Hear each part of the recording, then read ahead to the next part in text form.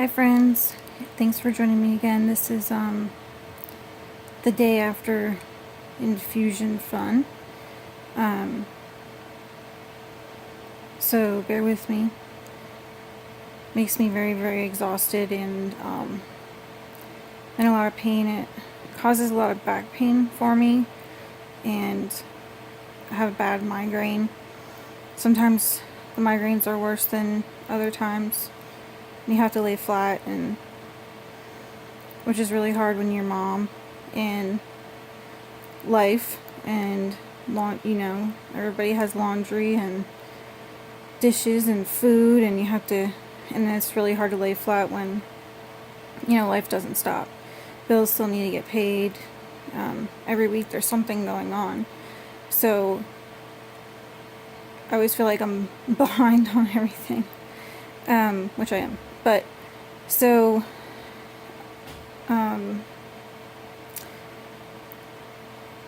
the bed is basically like where I spend a lot of time with a lot of chronic illnesses people, and something that I've fought through the years is trying to figure out, okay, this is my life right now.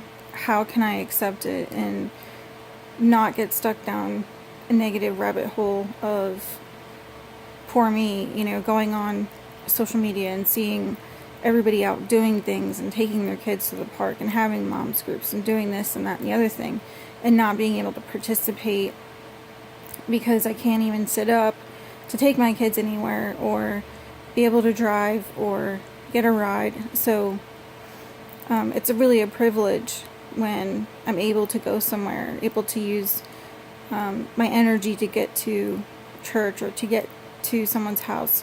So I don't take those days for granted, because there are seasons like this that I'm in that I haven't been able to go anywhere in like 2 months. So with my leg broken, it adds an extra layer of I try to laugh about it, funny complications of trying to get to the bathroom. And so after infusions and after all treatments, like, I have supposed to be drinking a lot of water and flush my kidneys out, because it's very damaging on your kidneys. And the extra fluid helps with not getting meningitis, which I've had several times from the treatments as well. It can cause an inflammation in your brain and other places as well. So it's very important that I try to do that stuff. But then you do have to go to the bathroom more. So that makes more of a challenge when you're very weak and you can't get up. And then on top of already being weak and having muscle and nerve issues, now I have a broken leg and ankle and foot.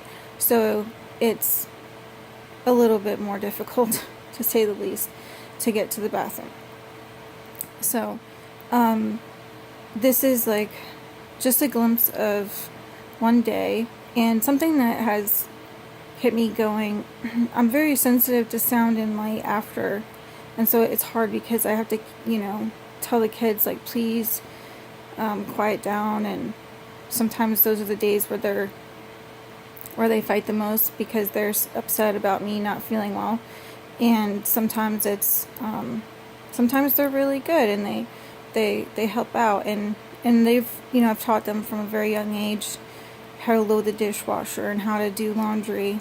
I just don't want them to always have to do that, but it's good for them to learn how to do all of those things. And if you're a mom and you have a chronic illness, I think that, my perspective on that changed. I used to feel guilty for them having to do that, but it's teaching them a lot more from a young age on how to do things. And, if they're not doing it every second of the day, you shouldn't feel bad. So, but as a chronic illness mom, it is hard, and you wanna be doing everything that all the other moms are doing, and it's hard not to compare your situation.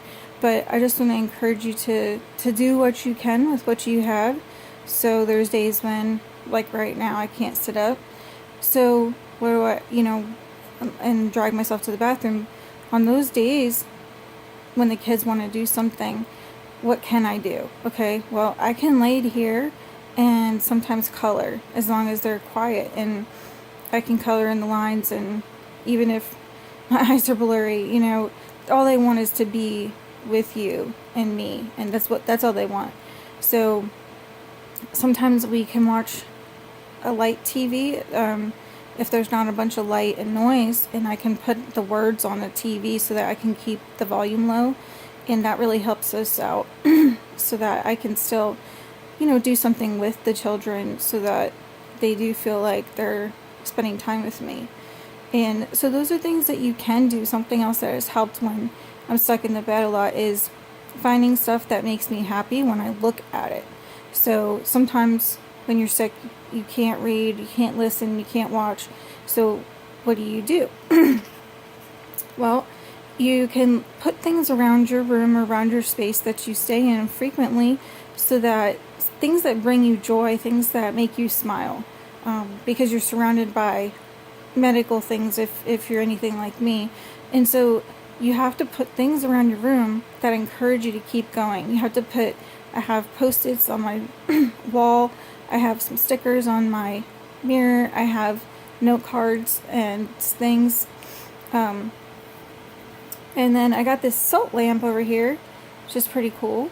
And so I'm not exactly sure if it really works yet or not. It's supposed to do all these really cool things, and I'm not exactly sure. I did notice that I'm not as stuffed up as normal the past, 2 months that I've been using it. But I'm not sure other than that it really has helped much. So I'm not really endorsing that yet. I'm still testing it out, and I'll let you know. But I love my Olaf hat, and I get like hot and cold, and so that that makes me happy, and Olaf makes me happy. So I also have this little Olaf, and he sits and chills, and it might seem corny and dorky, but it's something that helps me get through the day by looking at those things, and they, instead of bringing me sadness, they bring me joy when I look at them. So you have to find those things and surround yourself by that. I have devotionals around my bed in my room, and if I can only read for 30 seconds a devotional, to input in my spirit, that's something that I can do. So really, there's things that you have to find that you can do instead of just focusing on the things that you can't do. And making a list of those things sometimes when you feel up to writing is make a list of the things that bring you joy. And for a while I had to really think about that, like, what things do bring me joy? Because a lot of times when you're so surrounded by so much negativity and especially with chronic illnesses, it's hard to remember what it was like to feel happy, to feel joy, to feel those things. And so it took years to figure that out for me. And every year it changes. There's different things that, increase my joy level. And of course my faith is one of them. And, talking and praying. But, you also have to have tangible things that you can see and you can hold and you can feel. Something else that really helps when you have days like this when you're stuck in bed is to have soft blankets. There's something about feeling a soft touch that calms us down, and it's something that's very important.